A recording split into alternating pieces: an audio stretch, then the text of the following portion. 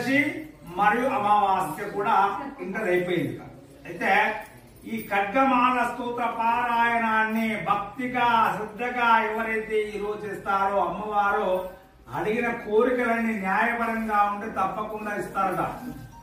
అయితే ఈ రోజున ఎవరైతే ఎప్పుడైనా అమావాస్య రోజున కానీ శుక్రవారం రోజున కానీ పౌర్ణమి రోజున కానీ ఖడ్గమాల స్తోత్రాన్ని 108 సార్లు చదివి చూడండి. నేను చెప్పను, ఇక అందరు విన్నారా?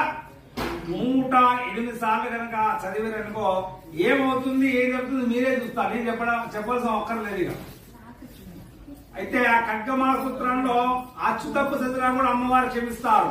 ఎందుకయ్యా అంటే కన్నది అమ్మవారే కదా. అమ్మవారు ఎప్పుడు ఎవరు శిక్షించదు.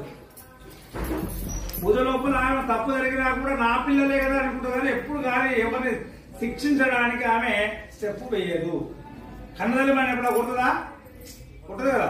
మరి ఇంకా ఆమె కన్నతల్లికే తల్లి కదా, ఎవరిని ఎప్పుడు కూడా ఆమె బాధించదు. చక్కగా మంచి మనసుతో మీరు ఆ ఖడ్గమాల స్తోత్రం అప్పుడు